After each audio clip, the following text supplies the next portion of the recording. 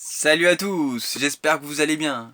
Alors en complément de ma vidéo de 1 minute de présentation de la chaîne, je voulais vous parler de ce fait-là que beaucoup de gens pensent que c'est trop tard pour la planète, pour l'écologie, et qu'on n'y arrivera pas.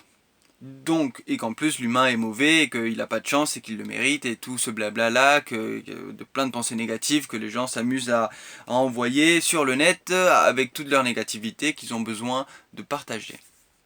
Alors, déjà comme je disais, on ne sait pas quelle technologie on aura. On se base toujours sur le fait qu'on sera à peine plus développé que ce qu'on a ici et que du coup le carbone qui est émis dans l'atmosphère sera trop, on pourra plus revenir en arrière, les températures iront trop vers le haut, les changements irrémédiables se mettront en place, etc., etc. Mais comme on ne sait pas ce qu'on aura, du coup ça sera stylé de voir, parce que vous verrez, je crois en cela, qu'on avancera beaucoup plus que ce que les gens s'y attendent. Ensuite, il y a des changements que l'on peut accomplir et que l'on est proche de pouvoir accomplir qui changeraient irrémédiablement la face du monde. Parce que nous sommes passés, comme disait dans la vidéo que je vais vous partager, d'une économie, on va dire, malsaine à une économie toujours un peu plus verte, mais qui s'évertue à réduire ce qui est malsain. Mais il y a aussi une économie bleue dont parlait Gunther Pauli, qui disait que il y a énormément de choses dans lesquelles on pourrait tout changer pour aller simplement vers du positif dès qu'on sera prêt politiquement parlant et au niveau de la conscience totale de notre groupe humain. Pourquoi, comment, quelques exemples. Prenons l'exemple du marc de café qui est bien connu sur lequel on peut faire pousser des champignons et on peut récupérer pour d'autres raisons. Le café, on utilise simplement 0,2% de tout le café quand on le consomme et on l'achète. En sachant que c'est le deuxième produit le plus utilisé, le plus commercialisé après le pétrole. Donc c'est du gaspillage immense.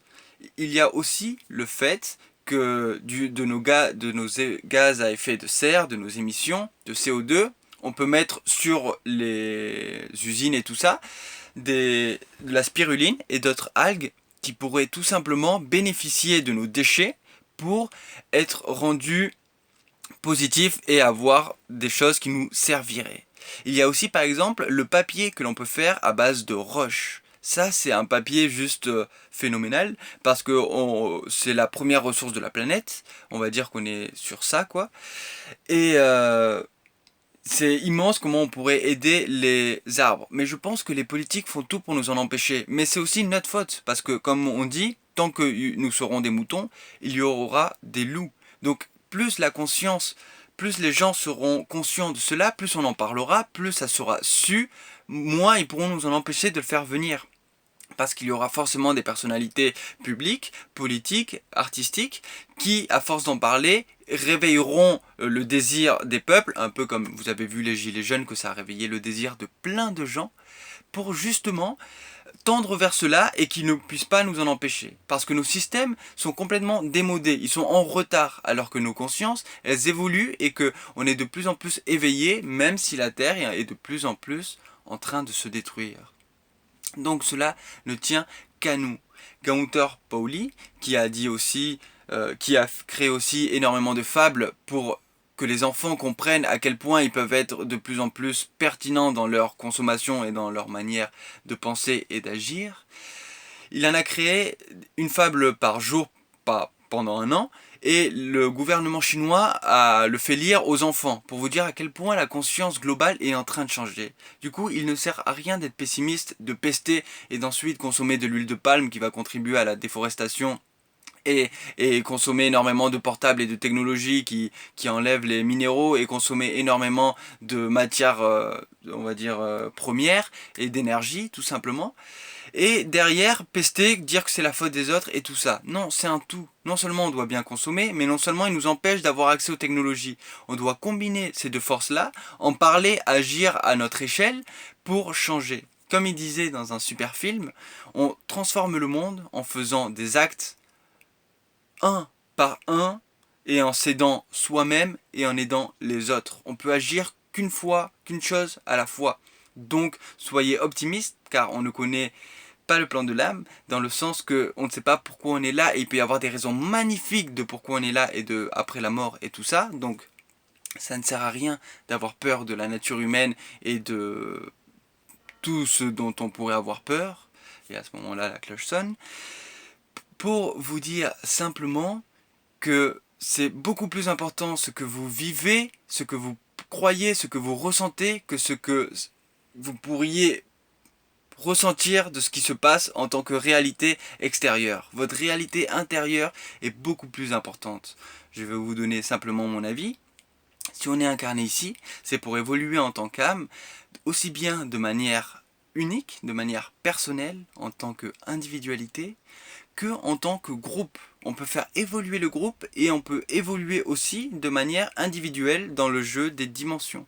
Donc c'est non seulement parfait le fait d'être dans un monde où il y a des défis, car comme il dit dans les CAD, dans une période de grands changements et bouleversements, c'est d'autant plus productif pour l'âme et le corps, car les défis, les challenges, le forcent, le poussent, l'exhortent à se lever, à se réveiller, à s'élever, à grandir, à croître, à se conscientiser. Alors que dans une période où tout serait calme, vous serez simplement avec votre famille, au calme, en train de faire les mêmes choses en boucle, en train de vous la couler douce, et en train de ne pas avoir assez de défis, ou de ne pas choisir par vous-même de vous créer les défis et les actions en conséquence, s'il n'y a pas de défi, pour évoluer et pour vous sentir croître. C'est un peu pour moi la base de où on vient, du paradis perdu, c'est-à-dire ce nulle part, ce monde éthérique, ce partout, où on venait et que tout était bien, que tout était calme. Mais comme il n'y avait pas de dualité pour progresser, eh bien on n'avait pas l'occasion, la joie de se sentir évoluer et de se sentir passer les étapes par étapes. Et nous sommes ici pour exulter. Donc profitez-en, jouissez-en, et je vous souhaite beaucoup d'amour, d'intelligence et donc de discipline dans votre chemin et dans votre vie et parmi tous ceux qui vous entourent. Sur ce, je vous souhaite une excellente journée, rappelez-vous de vos rêves et à la prochaine. Bye bye.